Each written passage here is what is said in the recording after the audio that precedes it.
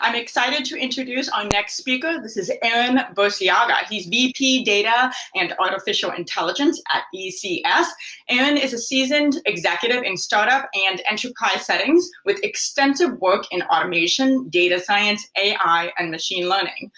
Prior to ECS, HCL Technologies, Booz Allen Hamilton, and Accenture, Aaron was an active duty Marine Corps officer and was the director for logistics analysis division at HQMC, so Marine Corps headquarters. He was at headquarters Marine Corps Pentagon, advising the DC I&L and special advisory staff to ACMC.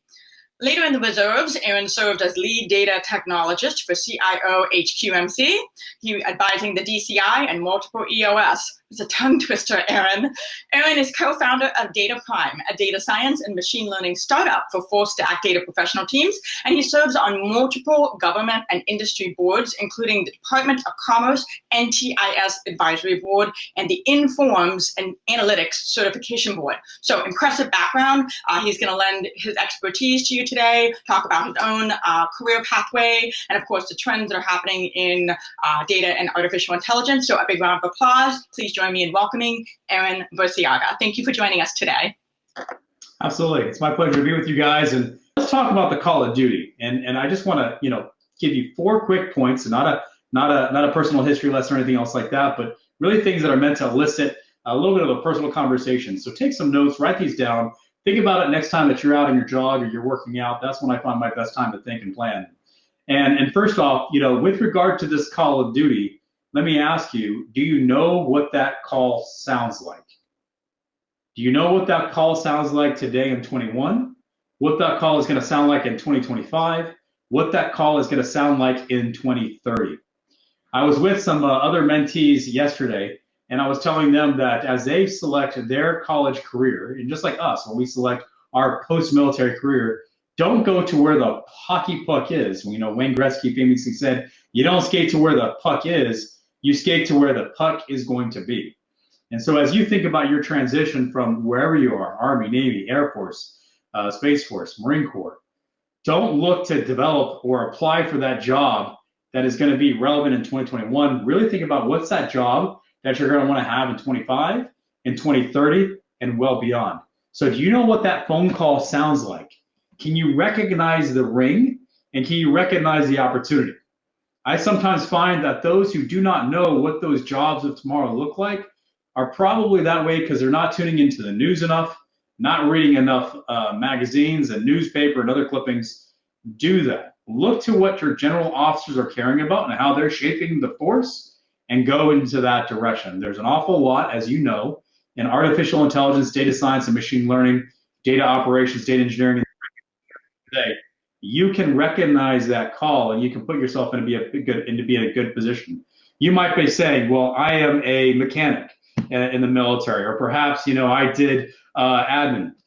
It's never too late to find the ways in which those tech careers of tomorrow are going to fit into that arena that you're in. So look for the trends. I'm going to put in the window right now. I'm going to paste some of the things I was talking about. It's not letting me paste everything.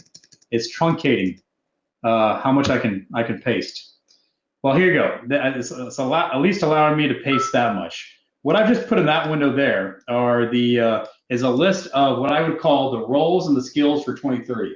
So I'm working with a group, myself, ECS, we're sponsoring a lot of community colleges in what they are doing to develop not just master's and bachelor's degrees, but these community colleges that are developing associate degrees.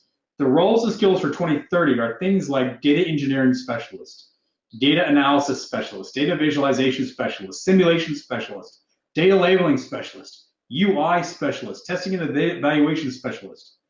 Folks, coming out of the military, you are well positioned to pick up your associates or to perhaps refine your skills and gain a master's as to those roles and skills for 2030 tomorrow. And so if the community colleges are starting to angle towards the data science and AI arena, you ought to consider that too. And ECS and a lot of the large programs that I've led, we do not need more masters and PhDs. We need more what I call blue-collar AI. And I've written a little bit about this. I'm going to see how much it allows me to paste in the window here. But if you go and Google blue-collar AI Burciaga, you'll get a 3-part series that I've posted on forums that talk about, why a blue-collar AI workforce is necessary to help secure the United States' national security and national prosperity. And again, if that's going to secure our prosperity and our security, it's clearly a good arena to be in. So you guys have heard a lot about cyber and everything else like that. So the cyber domain, the analytics domain, the data engineering domain are part of one arena where blue-collar AI is really relevant. So those are the trends that I wanted to direct you to, and that's part 2 of this 4 points I'm going to bring up. The third point that I'm going to bring up is, great, Aaron, you told me that I need to know the call, answer the call. I need to be aware of what the trends are. The third point is, well, how do I get ready? And there are 3 E's that I want you to remember. And I always talk about these in my military settings and commercial settings and just basic mentoring. You need to focus on the 3 E's. And when I look at a resume, I look to see if the 3 E's are proven. Those 3 E's that must be proven are education, experience, and elocution. And I bet you didn't expect that 30 to be something like elocution, knowing how to say your vowels, your P's, and your T's. What I mean by elocution is you need to be voracious in your reading. You need to be practiced and well-versed in your presentation. Your elocution is how well you are able to explain, in my case, AI and machine learning principles. If you're an actuary, how well are you able to explain those principles? If you're a cyber analyst, how able are you able to explain those principles? Your experience, your thought leadership. And you can't just pull something out of a bag. You have to have been rehearsed. You have to have been written. All of those things lead to elocution.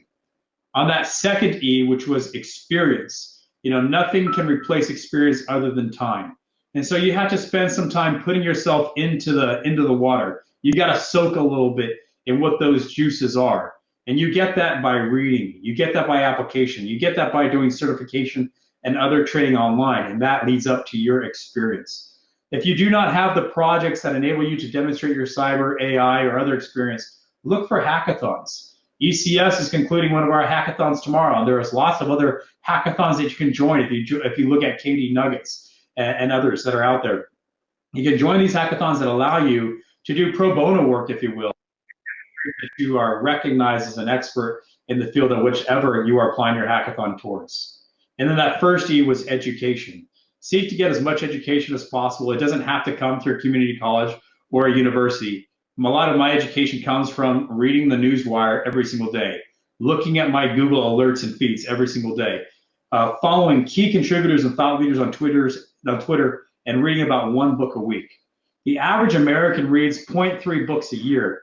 The average millionaire reads 63 books in a year.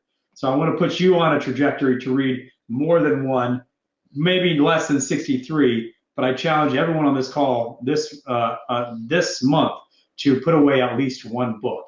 And if you want to join me, put away 1 or 2 books a week. So education, experience, and elocution. The fourth and final point that I want to make and share with you is how you can study and share daily. You are not going to become an expert or a thought leader overnight. You will become it out of the daily discipline in studying and sharing something daily. This was some of the best advice that I received back in 2010 from a mentor who is now a colleague and a close friend of mine named Bill Franks. Bill said, Aaron, you're transitioning the military. For you to become a cemented leader in the field of AI/ML, you have to tweet daily. You have to share your thoughts and curate those daily. And so I took him up on that challenge back in 2010. And through to today, I am not perfect, but I nearly tweet an original thought based on what I have studied daily. And so by having the discipline of while I run and while I work out early in the morning, listening to or reading a book, I then take that key insight that was given to me, I synthesize it, and I convey it in a new and unique way and put that out to my community. So many tweets of those then turn into thought leadership. That thought leadership turns into an article, and the articles after articles after articles and years and years and years have now led to me being a Forbes contributor with a book already published and another book in development. So I want to share with you the way in which you'll get to be that author, that industry expert in 2025 or 2030 is by starting today, and you're studying and sharing daily. So I think you can see how this recognition of what the call of duty is, what the trends are going to be, how you can map your 3 E's, education, experience, and elocution, towards your future and your current actions and studying and sharing daily all nest together and what I believe will lead to your success. I'm happy to connect with you. I'm happy to mentor, happy to be a friend. Reach out and connect with me on LinkedIn. I'll put that on the window. And then not only can you reach out to me through LinkedIn, but you can also find me through and how and when you apply to ECS. So join my table or that ECS table following this. Thank you for listening, and I look forward to your questions in our fellowship. All right. Thank you, Aaron. Your points hit home, especially that the millionaires read, I think you said, over 60 books a year. So clearly that's why I'm not yet a millionaire. So I got to get on that. So everyone, thank you for attending today. The tables are going to be back open. Of course, shout out once again to Military Hire, Amazon, ASRC Federal, HCMC, DataPrime, ECS, GovInsight, HubSpot for Startups, NetSmart, Strategic Staffing Solutions, and B-School. Please save the dates August 4th and August 10th, because you can never get enough of coding, design, crypto, Bitcoin, blockchain, and more. Aaron, you are amazing. This is really great. These tips that you shared, I really need to get reading, and I'm also curious. I'm going to leave you all with one question to Aaron. Aaron, do you ever sleep? What's your schedule like? Do you get up at 6 a.m., read? Like, seriously, what's your schedule like? Yeah, so my alarm usually goes off at 4:30, 5 o'clock, guys. There's magic in the mornings. Some of my favorite things to do are to run, and I've got my earbuds in. I'm listening to a book on tape at 3x speed. And then I go back into the gym, and I'm reading, I'm studying my scriptures. And then by the time I shower and get dressed at 7 o'clock, 8 o'clock, I'm rolling in the office. And yes, one of my favorite sayings is by Arnold Schwarzenegger. He says, if you feel you need more than 6 hours of sleep, learn to sleep faster. And so I can put my head on my pillow by 10 o'clock and wake up by 4 o'clock or so. I'm doing well. So I'm not perfect in that all the time. I battle the alarm clock too, but in the adherence and the discipline to that, 12 years being out of active duty has made all the difference.